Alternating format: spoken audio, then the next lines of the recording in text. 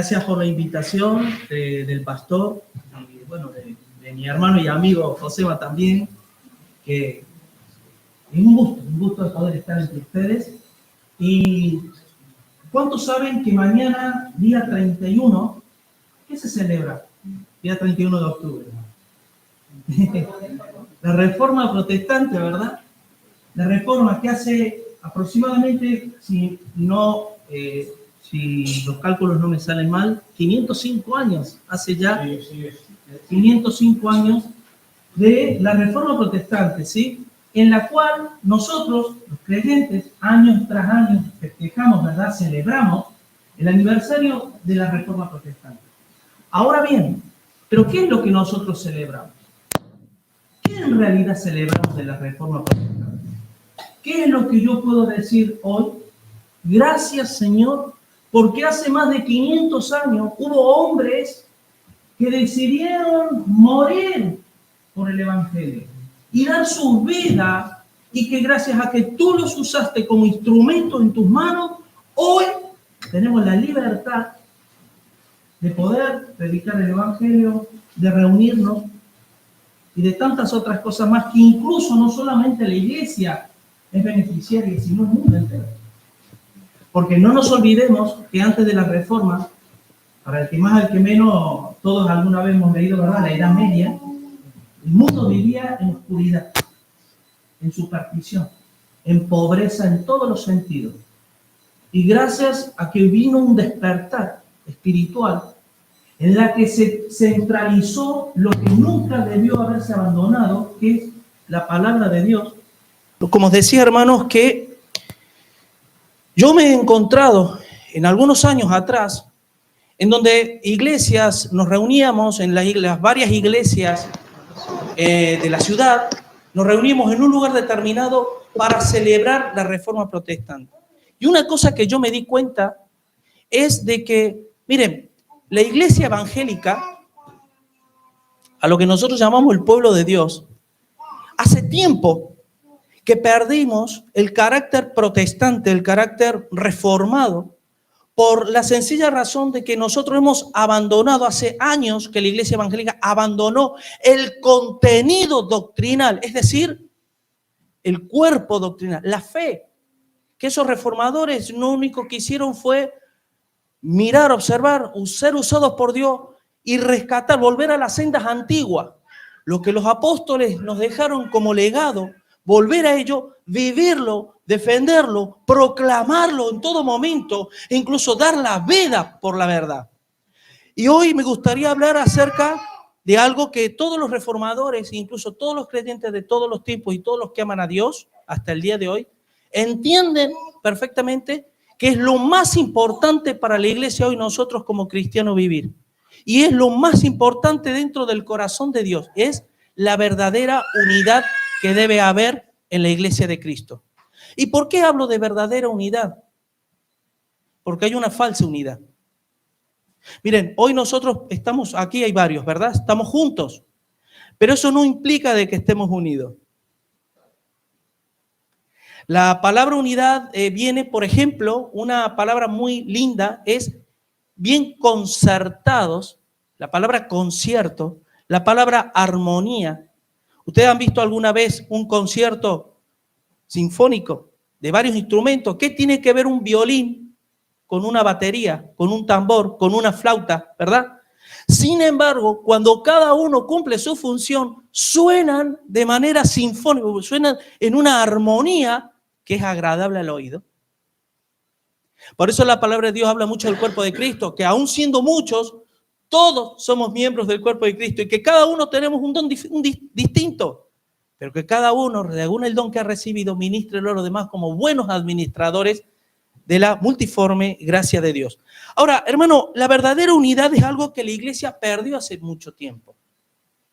Se puede, evidentemente, ustedes saben, y para ello vamos a ir a Efesios capítulo 4, pero ustedes saben, hermanos, que quien verdaderamente produce, y yo quiero que, me gustaría, de parte del Señor, que podamos prestar atención, porque va a haber cosas que ojalá Dios, por medio del Espíritu Santo, pueda redarguir nuestro corazón y pueda en cierta forma cambiar algunas cuestiones que a lo mejor o no las sabíamos o las entendíamos mal, ¿sí? Pero quien produce la unidad es el Espíritu Santo. Hermanos, tú y yo no tenemos que hacer nada para producir unidad. La unidad viene dada por la presencia del Espíritu Santo. Y esto, fíjense, para que ustedes vean, por ejemplo, en Marcos 3:25 dice, si una casa está dividida contra sí misma, no prevalece.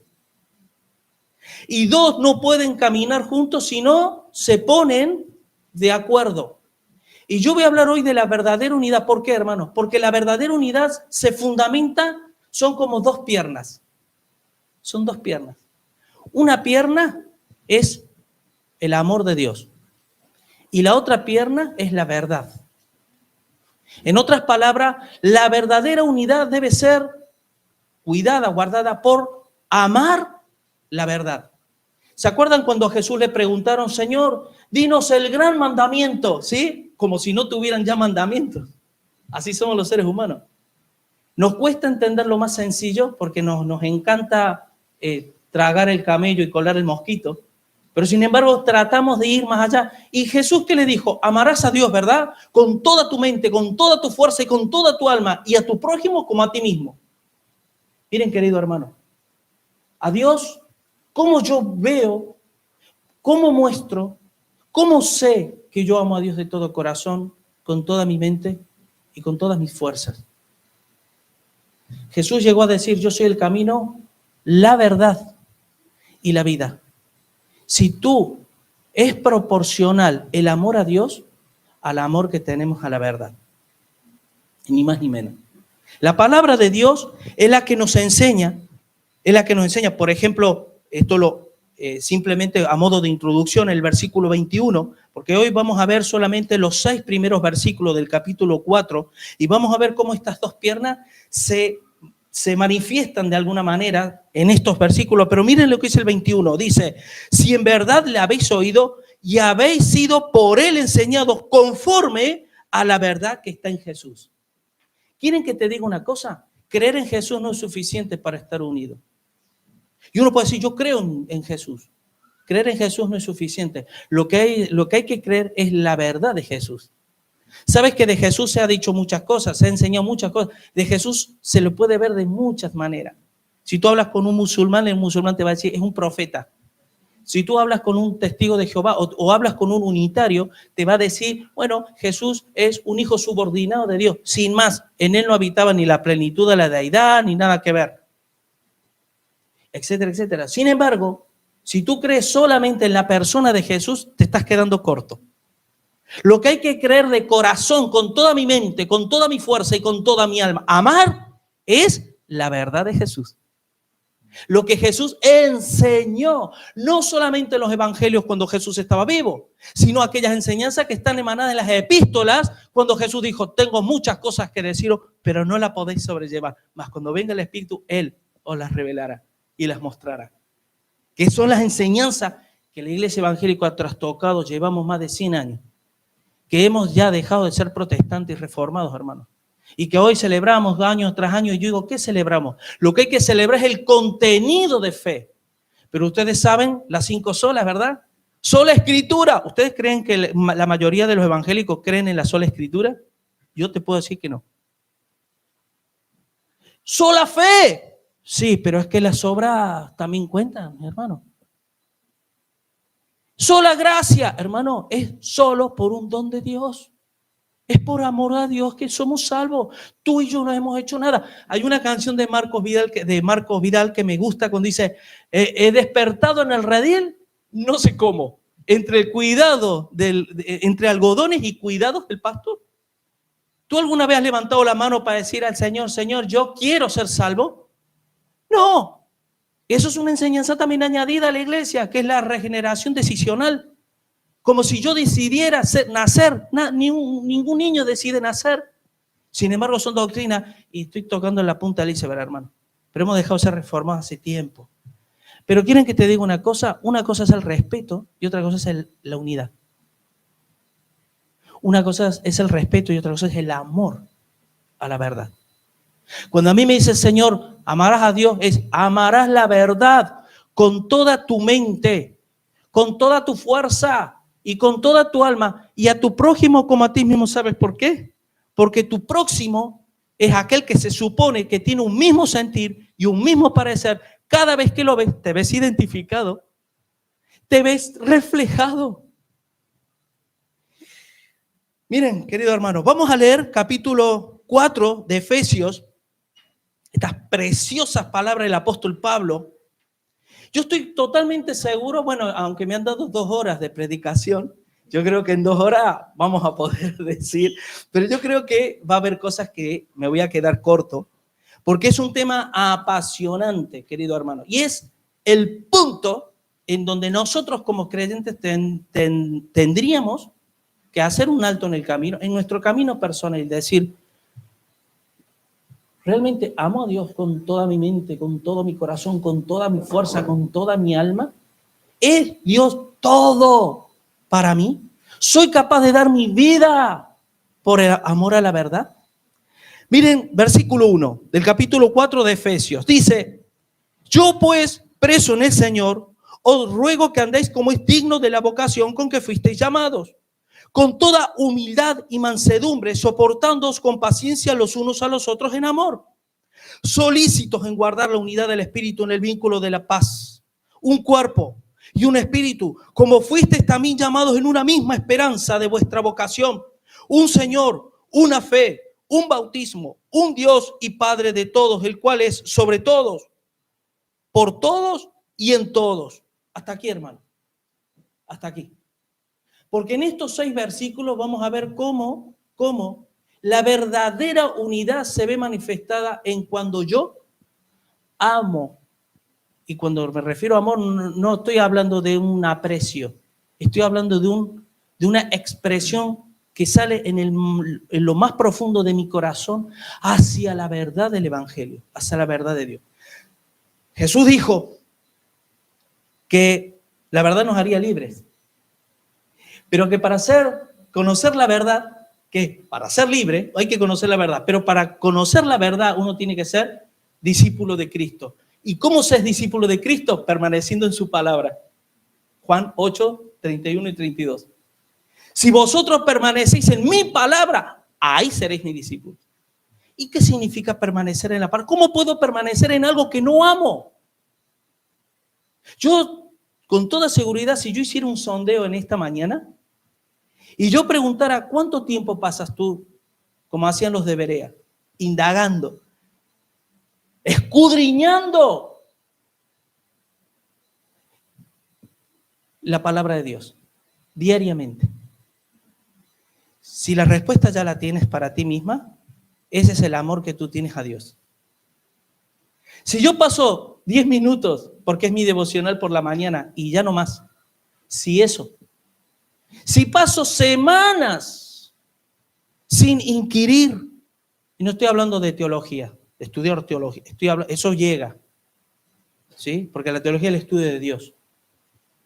Y se ha distorsionado tantas cosas, que hoy ya la palabra de teología hasta suena peyorativo, cuando la teología es el estudio de Dios. Y si tú no estudias a Dios, ¿sabes lo que significa la palabra discernimiento? ¿Qué es lo que la iglesia más necesita? La palabra, una de las palabras que emplea en el griego es crítica. ¿Te suena? ¿Te suena qué significa tener criterio? Elementos de criterio para opinar. ¿Se acuerdan en 1 Corintios cuando dice el hombre espiritual juzga, tiene criterio, juzga todas las cosas, aunque él no es juzgado de nadie? ¿Por qué? Porque ama la verdad. Ahora miren, el versículo 1 dice, yo pues preso en el Señor, os ruego que andéis como es digno de la vocación con que fuisteis llamados. Esta expresión del apóstol Pablo es muy parecida a la que usó en Romanos 12, ¿se acuerdan? Os ruego por la misericordia de Dios que presentéis vuestros cuerpos en sacrificio vivo, santo, agradable a Dios, que es vuestro culto racional. ¿Sí? Os ruego por la misericordia de Dios que presentéis en el original es vuestra naturaleza carnal, es decir, las pasiones, los deseos, la ira, las contiendas, es que yo soy así. Y al que no le gusta, alguna vez lo has oído esa expresión, pues a Dios no le gusta. Y si yo amo a Dios, yo voy a hacer lo posible y lo imposible para, por amor a Dios, cambiar mi carácter y cambiar todo aquello que desagrada y deshonra el nombre del Señor. Dice que andéis como es digno de la vocación con que fuisteis llamados. ¿Sabes que hay una vocación? ¿Sabes que hay un llamado? Dicen en una parte de la palabra que hemos sido llamados a vivir en santidad. ¿Tú sabes lo que significa vivir en santidad? Vivir en santidad no significa no pecar o tratar de no pecar. La santidad significa que tú y yo nos apartamos del gentío, del trajín de la vida, del diario, de toda de la rutina, y me separo, ¿para qué? Para oír la voz de mi Señor. Porque Dios tiene que decirme. ¿Sí?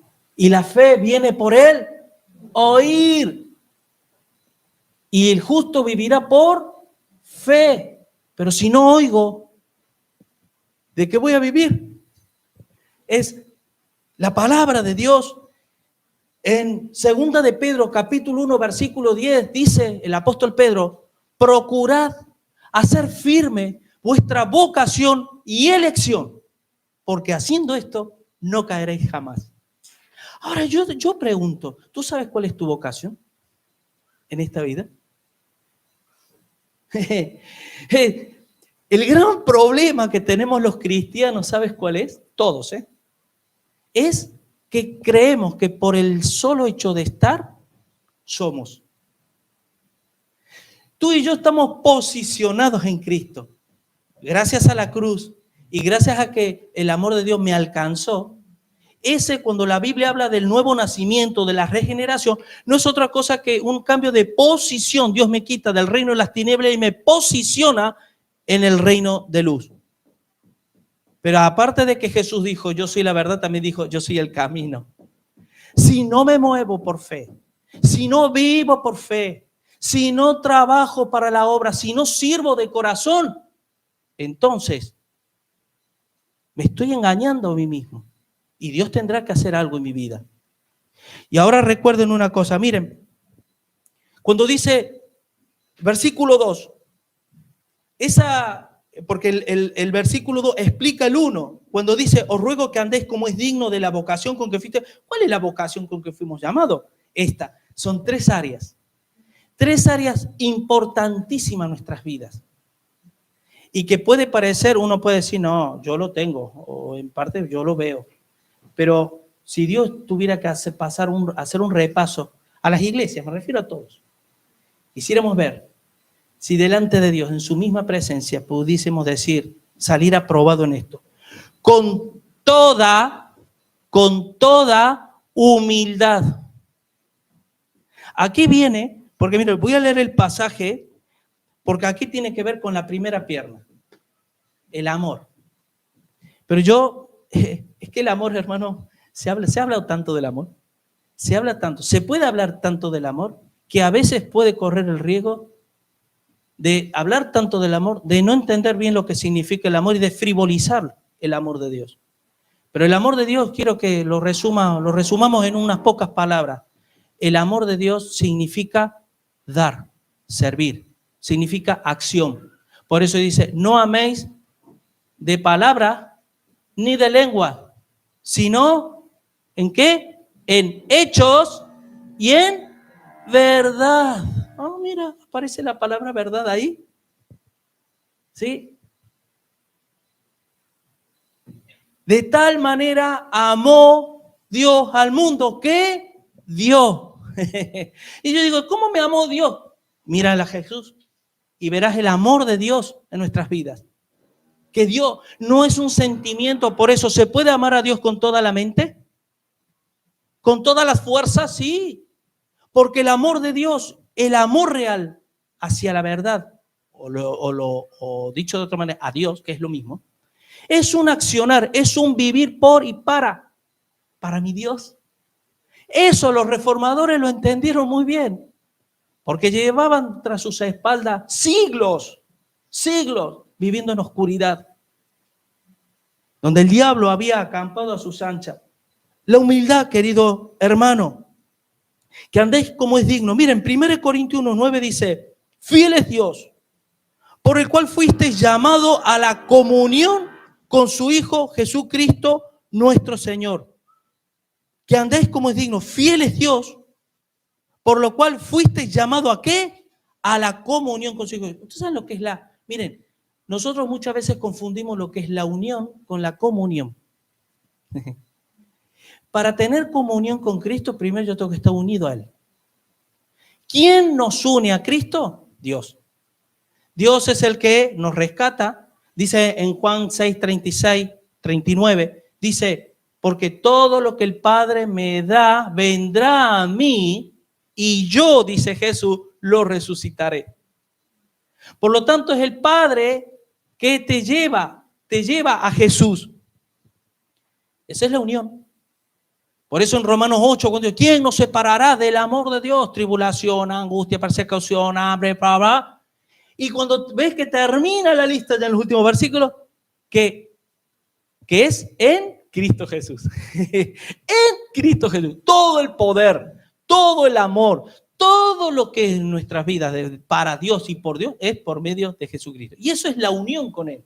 Ya está. Yo estoy unido. Ahora necesito comunicarme con Él. Eso es comunión. ¿Tú te comunicas con Dios, con Jesús todos los días? ¿Todos los días? ¿Te va la vida en ello? Los seres humanos tenemos metas en la vida. Pero yo pregunto, ¿la meta principal para mi vida y para la tuya es Dios? ¿Es proclamar el Evangelio? Porque quieren que les diga una cosa. Miren la importancia que tiene la unidad. Miren la importancia que tiene la unidad. Que ¿cuántas veces creemos que la gran comisión, ¿verdad?, es ir y predicar el Evangelio a todas naciones? Miren la importancia que tiene el cuerpo de Cristo, la iglesia de Dios hoy, que la gran comisión consta de 3 acciones: discipular, bautizar y enseñar. ¿No habla nada de evangelizar? Se presupone que sí, porque cuando uno predica, cuando uno enseña, ¿saben que el mayor y más eficaz evangelismo, ¿sabes cuál es?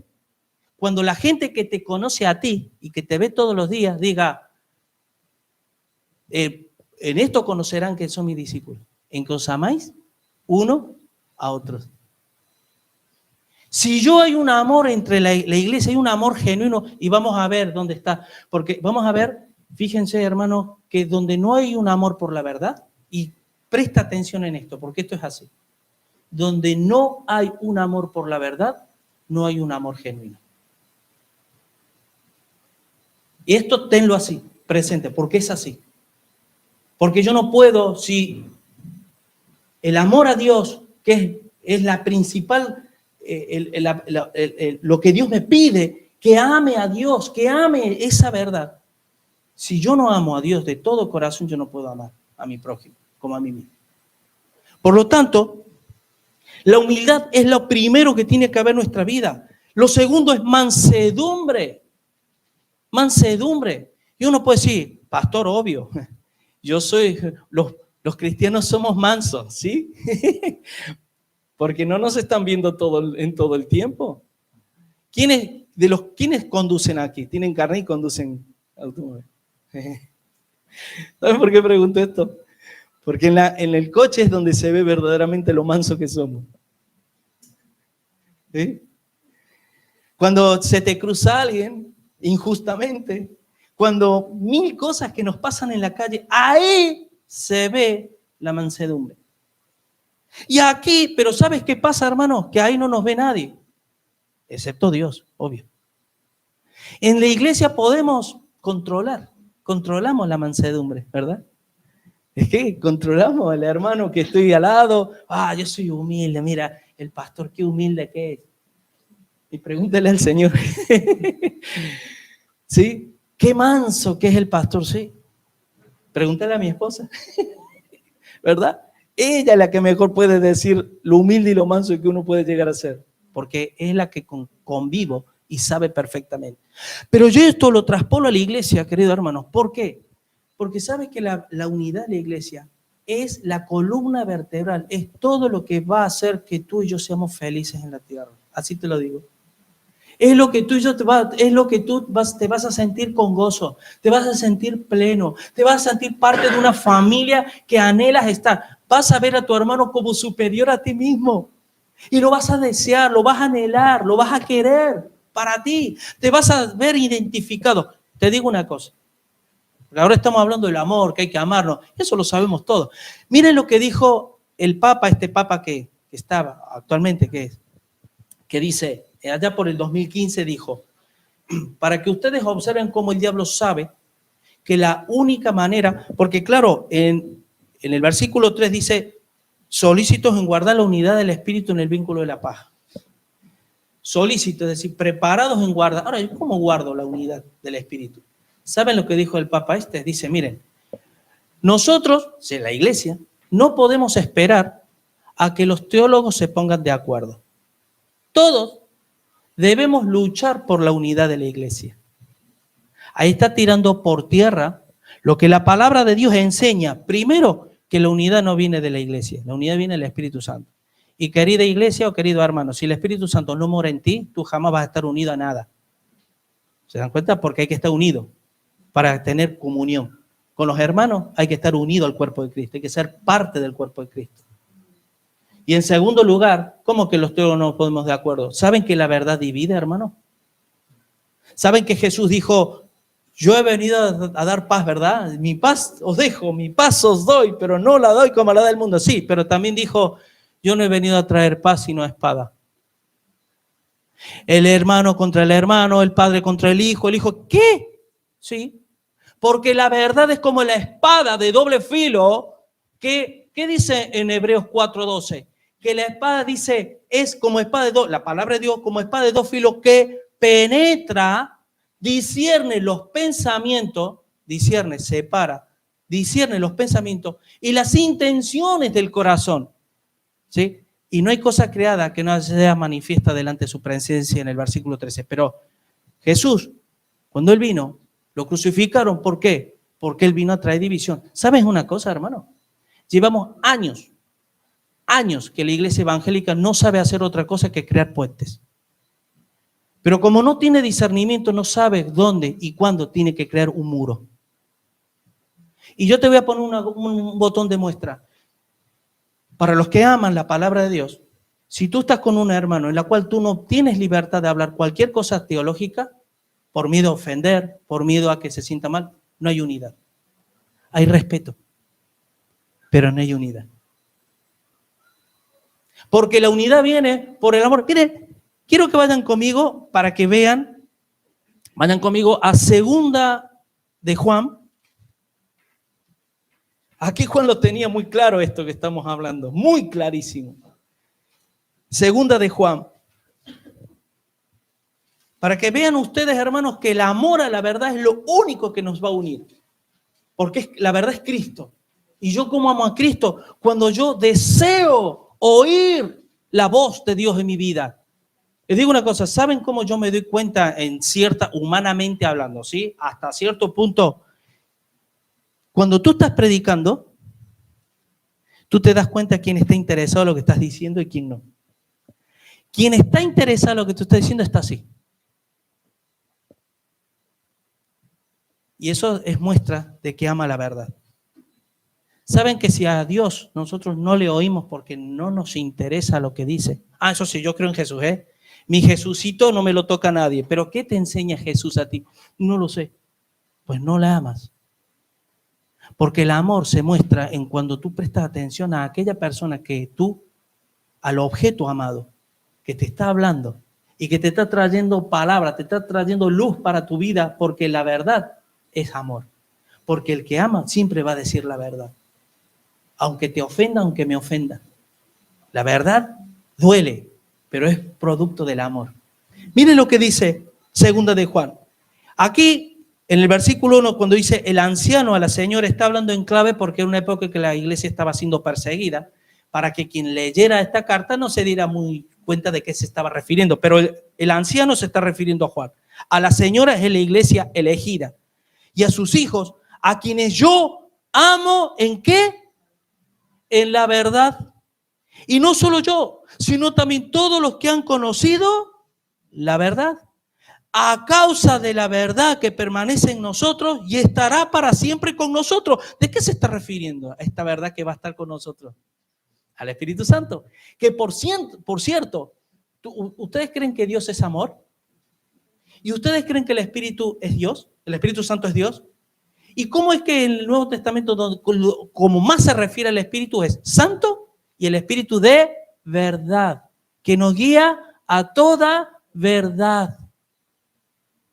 Sigue diciendo, versículo 3, sea con vosotros gracia, misericordia y paz de Dios Padre y del Señor Jesucristo, Hijo del Padre, en verdad y en amor. Versículo 4, mucho me regocijé porque se ha hallado algunos de tus hijos andando en la verdad, conforme al mandamiento que recibimos del Padre. Versículo 6, y este es el amor, que andemos según, aquí puedes poner tranquilamente la verdad. ¿Cuál es el amor de Dios? Que andemos en la verdad.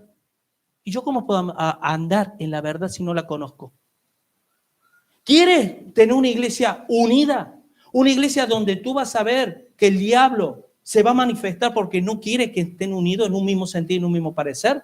Busca de Dios, busca la verdad, busca a Cristo, busca su palabra, su enseñanza y vívela, proclámala, enséñala. Y verás cómo, vas a ver cómo se van a levantar oposición a tu vida. Porque estamos en el mundo, pero no somos de este mundo. Este es el amor, que andemos según la verdad, su mandamiento.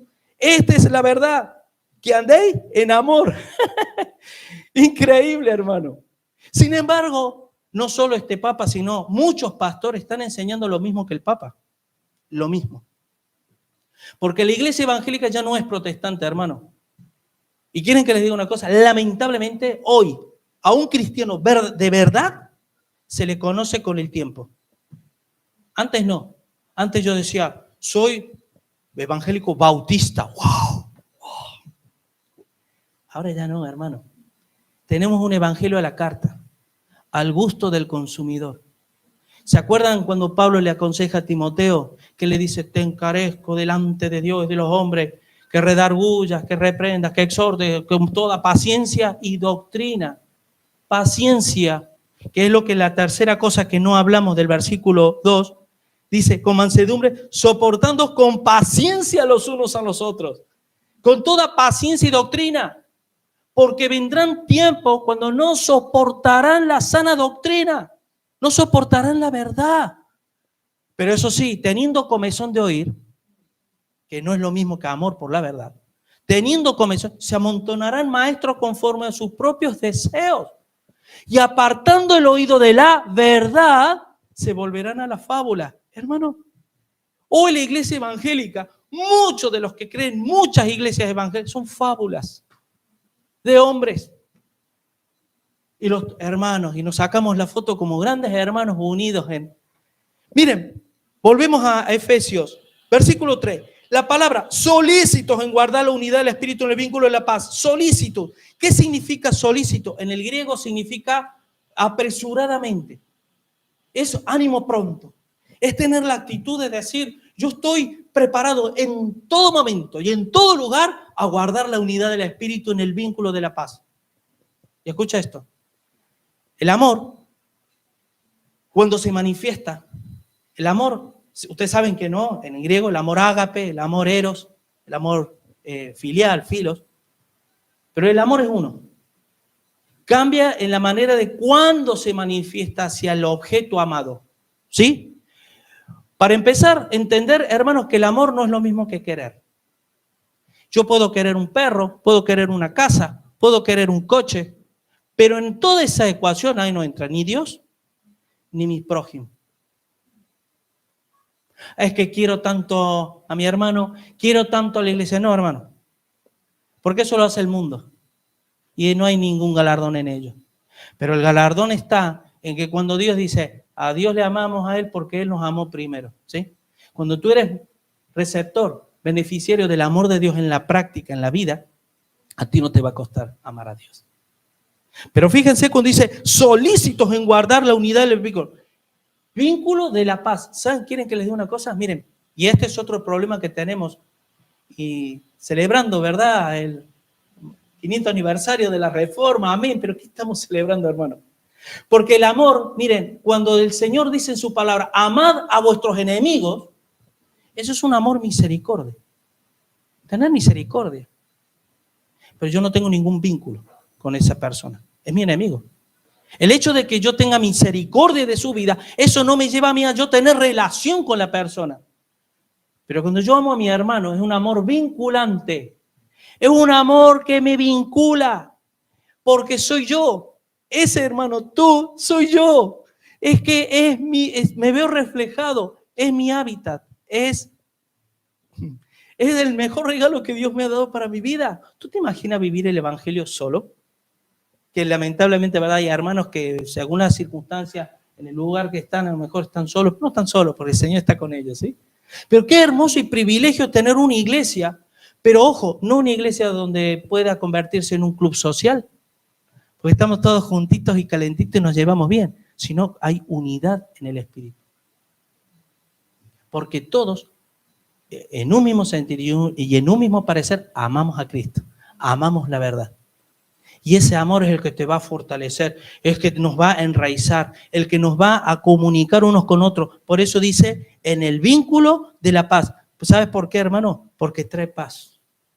Cuando tú amas y yo amo a la iglesia, como me pide, un nuevo mandamiento os doy, que os améis unos a otros, dijo Jesús en Juan 13. Y yo digo, ¿acaso los israelitas no se amaban entre sí o qué?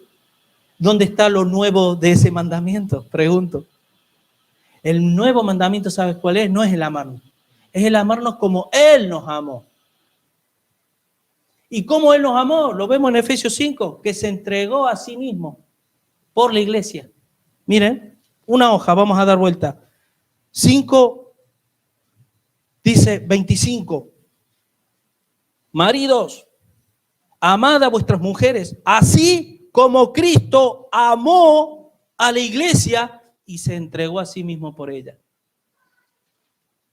¿Saben una cosa, hermanos? Miren, cuando tú y yo amamos la verdad, se produce lo que, ¿se acuerdan en Juan 4 cuando dice, Dios es espíritu? Y los que le adoran en espíritu y en verdad es necesario que le adoren.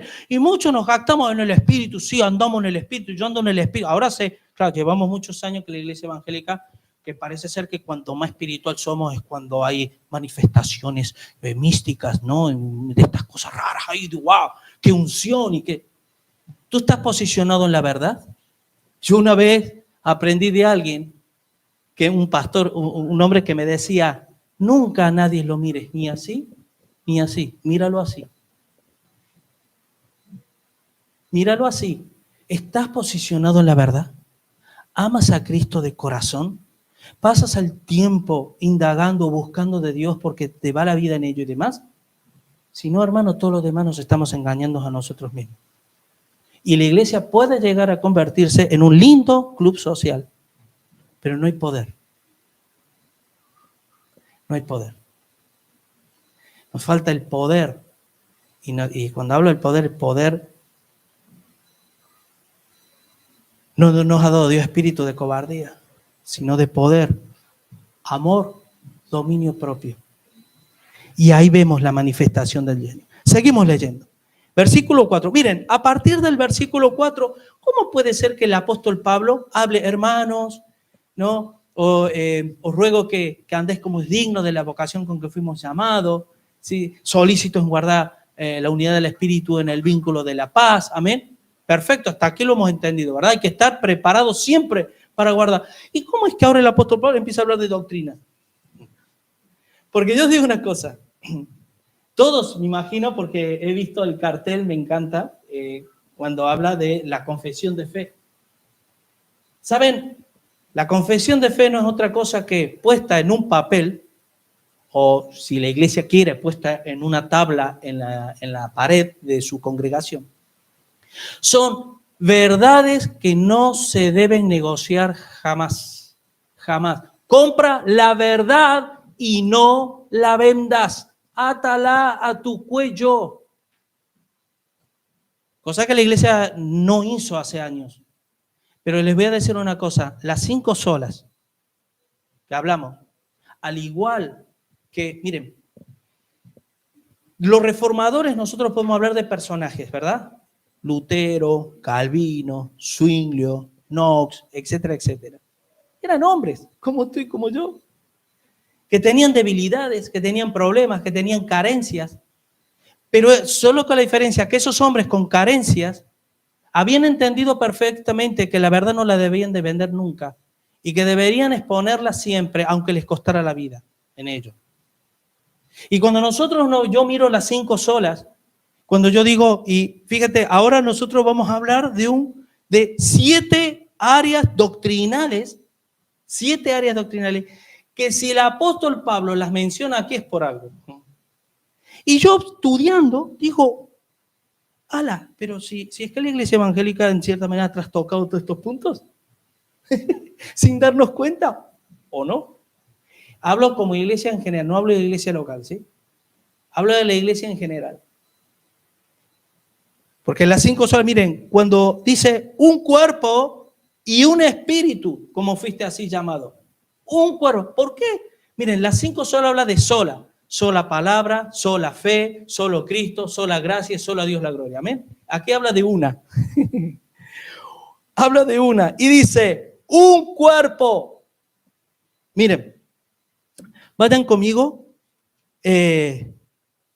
Romanos 12:5 dice, así nosotros, siendo muchos, somos un cuerpo en Cristo y todos miembros los unos de los otros. ¿Por qué Pablo dice y un cuerpo? Porque saben una cosa, hermano, el que no entiende qué significa el cuerpo de Cristo, saben que el cuerpo de Cristo nació con Juan el Bautista, ¿amén? Pues no. No nació con Juan el Bautista. El cuerpo de Cristo nació en Pentecostés. Jesús, en vida, cuando él estaba predicando, ¿dónde estaba el cuerpo de Cristo? En Jesús, en vida. En Jesús. Él era el cuerpo de Cristo. Pero él dijo, es necesario que yo me vaya, porque si no me voy, el Espíritu no vendrá. Mas cuando me fuere, os lo enviaré. ¿Sí? Ahora, cuando Jesús se va, ¿qué es lo que formó en Pentecostés? Su propio cuerpo. Por eso Jesús dijo, y mayores obras haréis que yo. Mayores obras haréis que esto. Mayores en cantidad, porque la iglesia, Jesús solo se movió en Israel, en la zona de Palestina, y no se movió de ese lugar. La iglesia iba a predicar hasta los confines de la tierra, por eso era mayor.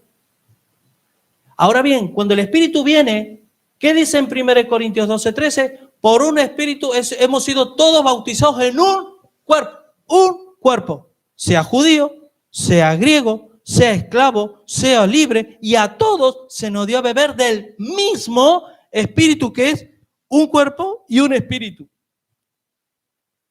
Hermano, tiene tanta relevancia esto, porque hoy hay doctrinas dentro del seno de lo que debería ser el pueblo de Dios, que tal vez por no amar la verdad con su propia vida puede que se deslicen y haya una mezcla de concupiscencia ahí. Es decir, hay una mezcla de mis deseos. Nosotros en la iglesia allí, Palabra Viva, siempre, yo estoy pastoreando con otro hermano también, y siempre decimos, y siempre oramos, y siempre ese es nuestro anhelo, que sea palabra de Dios la que se predique, no opinión de hombres. Evidentemente somos hombres, y hay alguna vez que opinamos, ¿verdad? Se opina, sí, pero que la centralidad de la palabra de Dios, la sola escritura, sea dada a conocer. Y yo pregunto, porque que yo sepa, todos los cristianos, incluidos el pseudo cristianismo, todos decimos que la palabra es la máxima autoridad en fe y conducta. Todos. Pero yo me pregunto, ¿cómo se muestra o cómo se demuestra que verdaderamente yo lo que digo es así, que la palabra de Dios es mi máxima autoridad en fe y conducta? Por 2 cuestiones. Primero, por la predicación expositiva. ¿Saben lo que es una predicación expositiva? Es sacarle jugo al texto. Es decir, lo que realmente Dios dijo. Y la pregunta que nosotros hacemos, ¿qué quiere decirme a mí la palabra de Dios? No, esa es una pregunta errónea, hermano. La pregunta correcta es, ¿qué quiso decir Dios cuando reveló su palabra? Luego yo lo aplico en la medida que haya de que aplicar. Pero lo primero que tengo que saber no es cómo yo, porque si no la Biblia se convierte en un amuleto. Y yo veo a hermanos que tienen los salmos todos subrayados, los salmos. ¿Por qué? Porque le hacen tilín en el corazón. Que eres, el Salmo 23, cómo me gusta, es muy romántico, ¿verdad? Pero no conoce la verdad. No conoce la verdad, y la verdad es Cristo, y la verdad es su palabra entera. La suma de su palabra es la verdad. Y yo no debo estudiarla para interpretarla. Yo debo estudiar para descubrirla. Un arqueólogo, cuando está excavando, no dice, quiero encontrar un dinosaurio, quiero encontrar encontrar lo que tenga que encontrar. Y a veces nosotros buscamos, Señor, háblame porque me siento mal, llevo 3 años que no oro y necesito, estoy mal y estoy triste, quiero que... Hermano, no. Dios no es una pata de conejo. Dios es Dios. Y Dios se reveló a través de su palabra. Jesús es la palabra encarnada. Él es la verdad. Miren, un cuerpo y un espíritu, como fuiste también llamado, ¿sí? Un espíritu. Me gusta una expresión del pastor John MacArthur, porque yo no lo había visto así realmente, pero en la práctica yo he visto que es así. ¿Saben cuando se habla de la blasfemia al Espíritu Santo? ¿Qué era la blasfemia al Espíritu Santo en los tiempos de Jesús? ¿Qué significa blasfemar? Significaba que cuando aquellos decían, miraban a Jesús, Jesús sanaba enfermos, resucitaba muertos, decía, por el diablo lo hace, por Belcebú lo hace. ¿Qué le estaban? Estaban acuñando las obras de Dios, se le estaban acuñando al diablo. Pero saben que al día de hoy, blasfemar al Espíritu Santo es justamente lo contrario. Cuando en una congregación, ¿sí? Porque los medios de gracia no son suficientes para el creyente, necesitan, como también dice el pastor MacArthur, algo nuevo, algo mejor, algo electrificante, porque no se conforman con los medios de gracia que Dios estableció. Y empiezan a suceder cosas que no sabemos de dónde vienen. Está el poder de Dios ahí, el Espíritu Santo se mueve, hermano, en la gloria de Dios, gloria a Dios. ¿Qué gloria a Dios? Si no hay discernimiento ahí para saber de dónde viene. Y yo he estado 23 años en una iglesia de estas. Y con el hermano José manda que no hemos tenido charlas y que no hemos tenido y dolores de cabeza y tantas cosas más. Por cuestiones de no saber filtrar por la palabra qué es de Dios y qué no es de Dios. Diciéndole a lo que el diablo estaba haciendo, porque te puedo asegurar que el diablo estaba ahí. Te lo puedo asegurar. Uno dice, no, ¿por qué el diablo no está? Porque en la pared pone iglesia evangélica. Pone iglesia evangélica. Y sabes que hablamos de Dios, hablamos del Espíritu Santo y hablamos de Jesús. Entonces el diablo dice, no, estos señores hablan de Jesús, no, yo me voy. Hermano, si supieran que hoy está escuchando este sermón y él también él mira tu vida cuando salgas de aquí, cómo vives tú. Y ten por seguridad que él va a controlar, él va a hacer lo imposible para que la verdad del evangelio no penetre en tu corazón. Como más se quede aquí y se borre. Así que dice, un cuerpo, un espíritu, como fuiste llamado a una misma esperanza de vuestra vocación. ¿Se dan cuenta? Una misma esperanza de vuestra vocación. ¿Quieren que les diga una cosa, hermano? Si en nuestra fe quitamos la esperanza, en la práctica no nos queda nada. Porque la palabra esperanza significa esperar con confianza. Y yo a un arminiano siempre le pregunto y se quedan así, no saben, porque respondan lo que respondan, se van a pillar ahí los dedos. Digo, ¿tú tienes esperanza en Dios? ¿Tienes esperanza en Dios? Hombre, claro que sí. Pues porque confías en Él, ¿verdad? Sí. Pues entonces tú crees que la salvación no se va a perder. Porque estás depositando tu confianza en el autor y consumador de la fe. No, a ver, no. Y te dice, no, mira, yo no confío. No, te estoy preguntando si tú confías, si te fías de todo corazón, si tienes esperanza en Cristo. Entonces, hermano, porque la esperanza, hemos sido llamados a esperanza. Y miren lo que dice Romanos. Vayan conmigo a Romanos 8. Romanos 8. Dice, en el versículo 29, dice, porque a los que antes conoció, también los predestinó para que fuesen hechos conforme a la imagen de su Hijo, para que Él sea el primogénito de entre muchos hermanos. Y escuchen esto, fíjense el detalle de estas acciones de Dios que siempre están en tiempo pasado, ¿verdad? Siempre en tiempo pasado. Al que Él sea primogénito entre muchos hermanos. Y a los que predestinó, a estos también llamó. Y a los que llamó, a este también justificó. Y a los que justificó, a esto también glorificó. Ahora, ¿cuándo será la glorificación de los cristianos? ¿En tiempo pasado o en tiempo futuro? Tiempo futuro. ¿Y cómo es aquí que habla en tiempo pasado? Porque para Dios ya hemos sido glorificados para Él. Porque, ¿se acuerdan Efesios 1, 13 y 14? Y vosotros, al haber creído, fuisteis sellados con el Espíritu Santo de la promesa, que son las arras de nuestra herencia, hasta la posesión adquirida para la alabanza de su gloria. Es decir, el Señor te dice, ¡tac! Tú, Julio, eres mío, venga. Y como una carta postal me traslada al futuro. ¿Y quién me espera en el futuro? Dios. Porque Dios es el único que puede abrir el sobre cuando está sellado. No lo puede abrir nadie. Y Él es el que abre el sello. Por lo tanto, en el sellamiento somos dirigidos hacia la eternidad futura, donde nos espera es Dios. Y si eso nos lo roban, hermanos, como cristianos, no tenemos nada en la práctica. ¿Por qué? Porque vamos a ser unos seres infelices, que tú y yo vamos a tratar de vivir en nuestras propias fuerzas.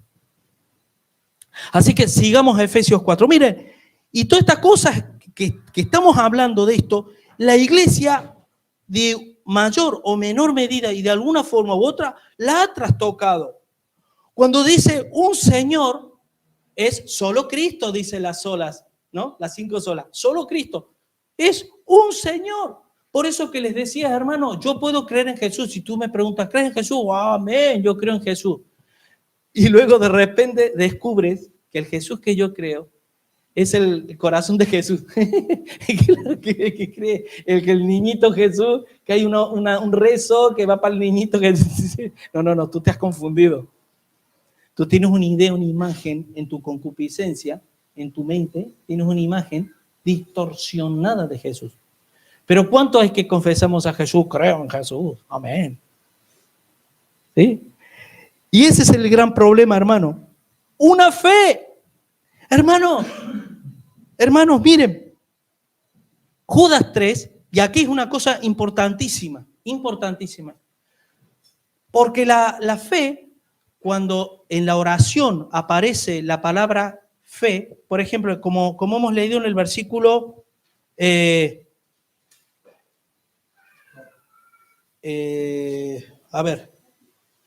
Sí. Miren, cuando aparece la palabra la fe con el artículo, la fe significa, es el cuerpo doctrinal. Porque fe significa confianza. Pero yo no me puedo fiar de lo que no conozco. Yo cuanto más le conozco, más me fío.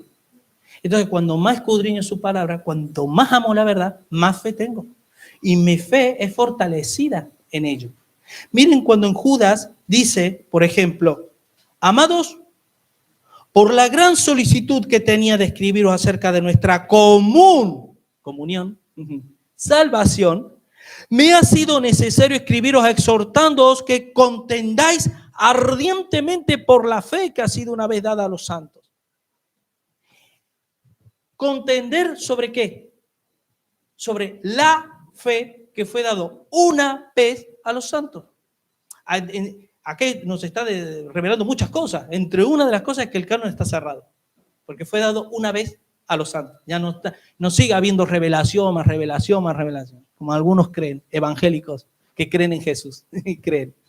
El canon está cerrado, ¿sí? Y sin embargo dice que contendáis ardientemente. ¿Sabe qué esa expresión significa? Para poderlo parafrasear y para poderlo entender mejor a nuestra vida es: da tu vida por la fe. Si hace falta morir por ella, hazlo. Y si no eres capaz de morir porque no amas a Dios con todo tu corazón, con toda tu fuerza, con toda tu mente y con toda tu vida, no le amas. Pero no importa, porque es un proceso. Y en el crecimiento del amor de Dios, porque hermanos, el amor es una expresión y el conocimiento es una impresión. Cuanto más imprimo de él, más puedo expresarle mi amor. Yo a mi mujer llevamos más de 25 años casados. Y el amor se puede decir que ha sido el mismo, pero la expresión del amor no. Yo ahora le amo muchísimo más que cuando la conocí, que la conocía poco. Ahora la conozco todo. Y mi amor es a pesar de. No, y es por razón de también. Luego eso me va a pasar factura, pero bueno. Gloria al Señor. Así que, y dice, y un Señor, una fe. Y aquí, hermano, yo no sé qué no entendemos de un bautismo. No sé qué no entendemos.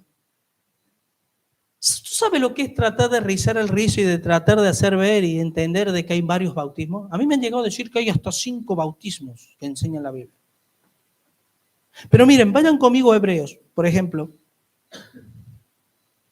Hebreo, que de este texto, a veces cuando uno no ama la verdad, pero sí tiene comezón de oír, utiliza la Biblia, ¿para qué? Para ponerle una etiqueta de aprobado a sus propias ideas. Ah, que la Biblia lo dice, ¿eh? Sí, la Biblia dice muchas cosas, pero ¿dice lo que tú dices que dice? Ahí yo lo cuestiono. Pero miren lo que dice el capítulo 6.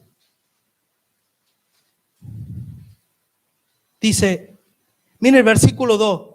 Dice, de la doctrina de bautismos. Ah, pastor, usted nos acaba de decir que hay solo un bautismo. Acabamos de leer, ¿verdad? En Efesios un bautismo.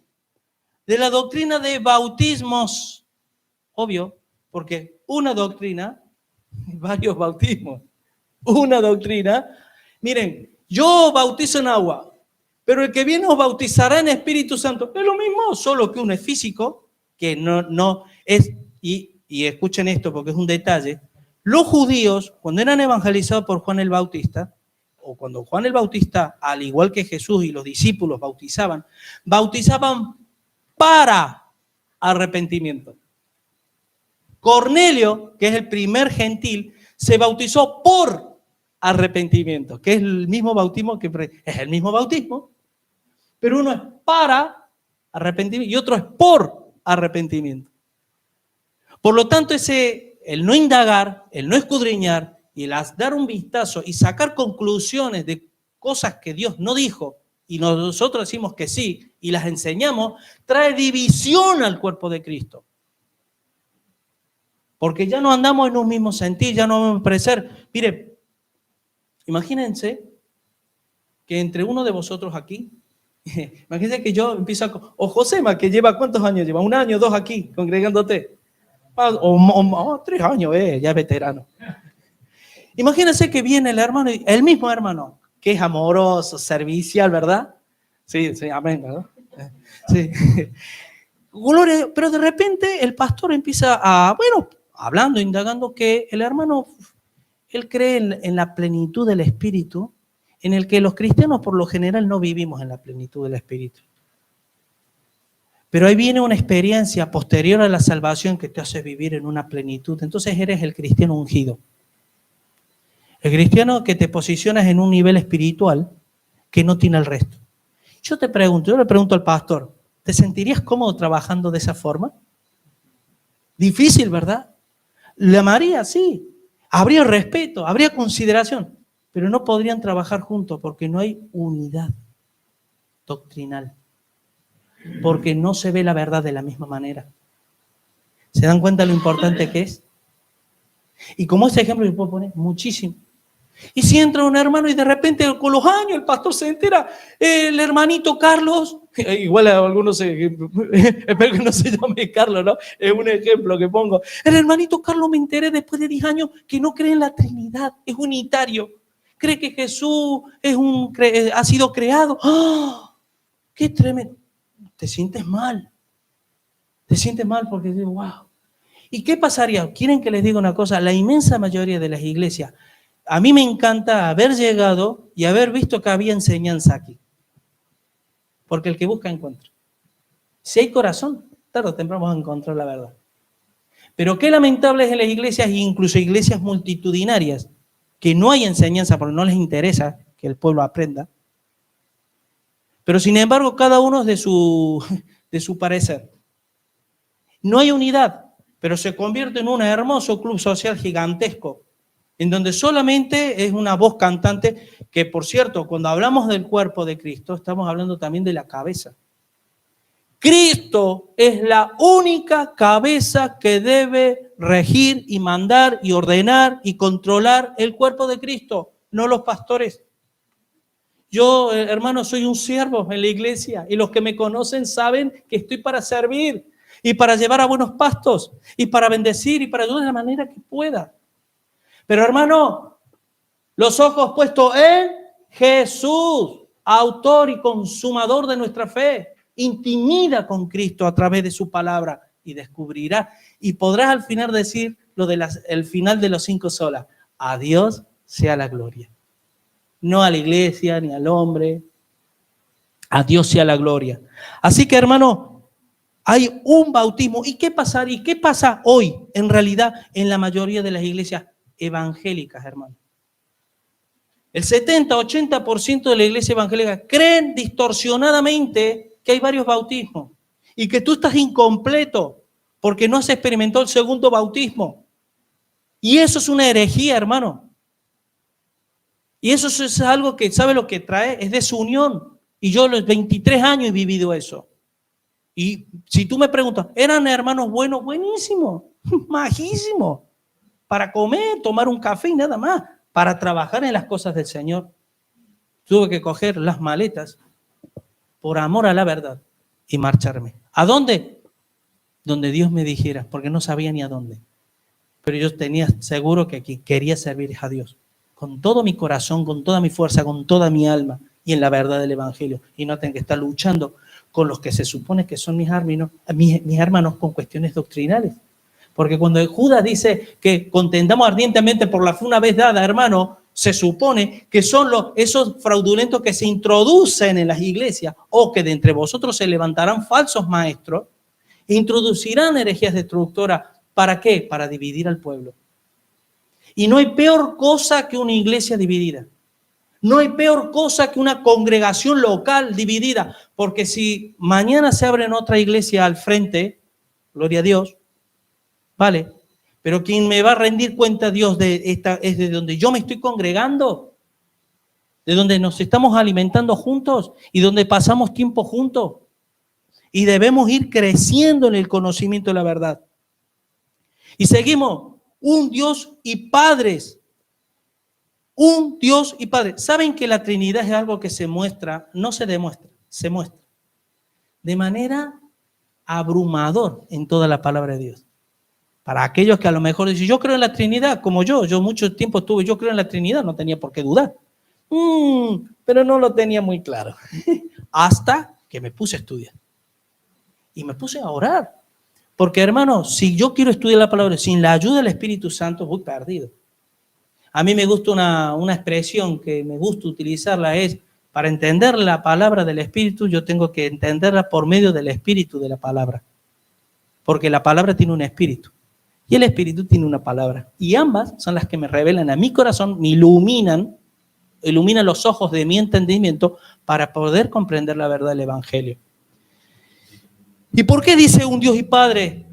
Porque ustedes fíjense que al primero habla de un Señor, Jesús, un Espíritu, el Espíritu Santo, y un Dios y Padre. Y dice, el cual es sobre todo, por todos y en todo. Aquí viene la acción de la Trinidad en la salvación.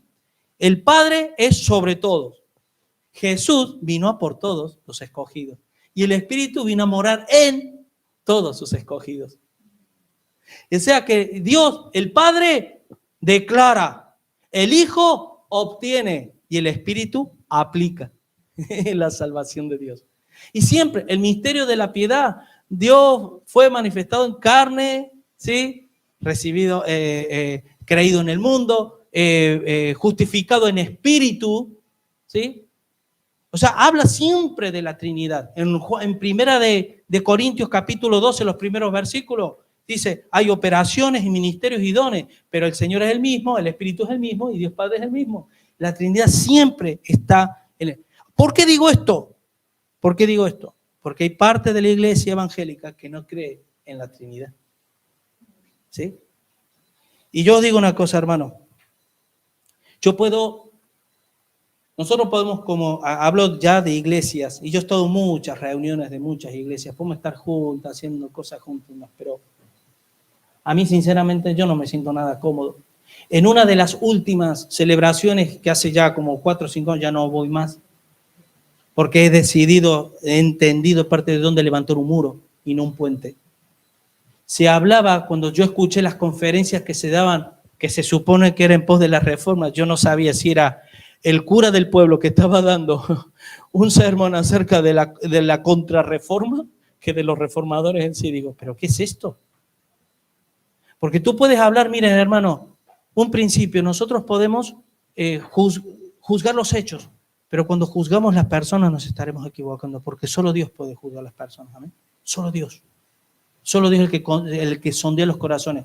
Pero sin embargo, yo he oído mucho puesto de vuelta y vuelta que si Calvino, que si Lutero, que si tal, que si cual y demás. Yo lo único que sé, que Dios los utilizó como instrumento en sus manos para hoy traer la libertad. A muchos suelen decir que si tú quieres entender la evolución del mundo occidental, ¿y sabes lo que es el mundo occidental, hermano? Para bien, para el que le guste o para el no, el mundo occidental es libertad. Libertad de conciencia. Nadie te va a decir qué es lo que tú tienes que creer o no. Libertad de expresión. Nadie te tiene que decir, no, tú no puedes decir eso porque si no te denuncian. Libertad de culto.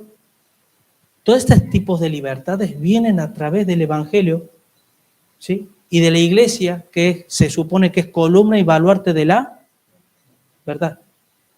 La verdad os hará libre si permanecemos en su palabra. De otra manera, hermano, estamos jugando a ser cristianos. Y tarde o temprano llevaremos los frutos que estamos sembrando el día a día por simplemente dejarnos estar y creer que ya, porque Dios hizo todo, yo ya no tengo que hacer absolutamente nada.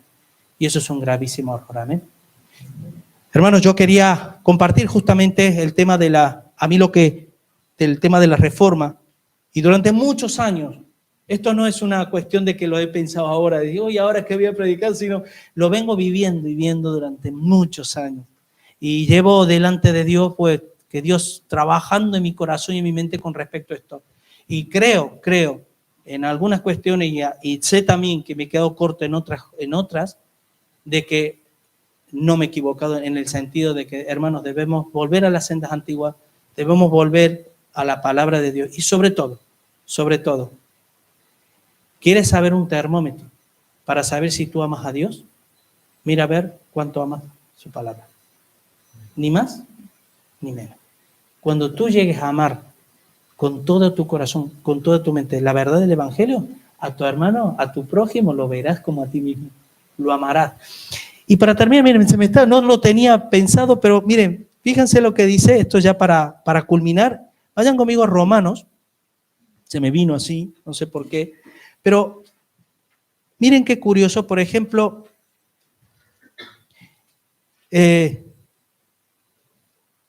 Romanos 12. Miren qué curioso. Miren lo que dice el versículo 3, después de que dice, ¿no?, que presentemos nuestra naturaleza carnal, que ese es nuestro culto racional. Versículo 3 dice, digo pues, por la gracia que me es dada, a cada cual que está entre vosotros, que no tenga más alto concepto de sí que el que debe tener, sino que piense de sí con cordura, conforme a la medida de la medida de fe que Dios repartió a cada uno. ¿Sí? Entonces, y luego habla, porque de la manera que en un cuerpo tenemos muchos miembros, pero no todos los miembros tienen la misma función, así nosotros, siendo muchos, somos un cuerpo en Cristo y todos miembros los unos de los otros. Miren, esto está en el versículo 3 del 12, ¿sí? Miren el versículo 1 del 13, capítulo 13. Sométase toda persona a las autoridades superiores, porque no hay autoridad sino de parte de Dios, y la que hay por Dios ha sido establecida. De modo de quien se opone a la autoridad, a lo establecido de Dios resiste, y a los que resisten acarrean condenación para sí mismos. Y fíjense esto, hermano. ¿Por qué hablo de esto? Porque luego vamos a ir al versículo 1 del capítulo. Todos los versículos primeros de cada capítulo es como que comenzara hablando acerca de la sujeción, sometimiento, en la consideración a los demás, en toda humildad, mansedumbre y paciencia, soportándolos en amor. Amén. Miren, por ejemplo, el versículo 1. Recibid al débil en la fe, pero no para contender sobre opiniones. ¿Ves? Porque uno cree que se ha de comer de todo, otro que es débil come legumbre. El que come, y aquí se expresa, hermano, y con esto ya cerramos. ¿Saben qué, hermanos? Miren, en la iglesia, aquellos que nos consideramos espirituales, lo debemos demostrar, ¿sabes cómo? Teniendo paciencia, soportando y cargando con la carga. Y cuando viene un hermano que le dificulta poder entender la verdad, no es para machacarlo, no es para contender en cuestiones. Y aquí cuando dice, miren, normalmente suele suceder esto en todas las iglesias, que el que no come, ¿sí?, juzga al que come. Y el que come menosprecia al que no come. Lo voy a explicar. Yo llevo 40 años en el Evangelio y sé lo que Dios me pide, lo que no me pide, sé lo que hay, lo que es Yo hago lo que quiero. Vivo solo para mí. No vivo para el hermano. No pienso si el hermano lo que yo estoy haciendo le está perjudicando o no. Entonces, ¿qué hace el hermano que es débil en la fe? Me juzga y me dice, y este se considera espiritual, fíjate, está bebiendo vino, o está comiendo cerdo, o se viste así, o va para allá. Cuando no. Sin embargo, la actitud incorrecta del que sabe que es espiritual y él no es juzgado de nadie, él juzga, pero él no es juzgado de nadie, menosprecia, dice, ¿qué me vas a venir a enseñar tú a mí, no? Esa actitud debe ser desarraigada, erradicada de la iglesia, hermano. Y el amor verdadero, el amor que te vincula, es un amor por la verdad. Amén. Vamos a orar y damos por finalizado. Señor, mi Dios, sabemos, Padre, que en tu palabra es viva, eficaz, es bendita. Sabemos, mi Dios, que cuando los reformadores hablaban de la sola escritura, no es una cuestión teológica, no es una opinión de hombres. Ellos se dieron cuenta, Señor, de que la iglesia había perdido el norte, habiendo desatendido y habiendo dejado a un lado la hermosa y bendita palabra que tú nos habías revelado, nos habías dejado a través de las escrituras, Señor. Mi Dios, que volvamos otra vez a ellos, Señor. Enséñanos a amar de corazón la verdad. Señor, porque también es cierto que dices en tu palabra que cuando el enemigo se manifieste, el anticristo se manifieste, muchos tú les entregarás poderes engañosos para que crean la mentira por no haber obedecido el amor de la verdad. Por lo tanto, Señor, la verdad y el amor genuino, el amor verdadero es un amor hacia la verdad, es hacia ti, Señor. Por lo tanto, mi Dios, yo te pido que restituyas lo que tengas que restituir, que corrijas lo que tengas que corregir, que redargullas los corazones que tengas que redarguir a través de tu palabra, Señor, para que todos lleguemos a ser perfectos, Señor, a la estatura de la plenitud de Cristo, Señor, a un varón perfecto, Señor, que todos lleguemos a la unidad de la fe, mi Dios. Y para ello todos tenemos que apuntar hacia el mismo lado, puesto los ojos en ti, que eres el autor y el consumador de nuestra fe, Señor.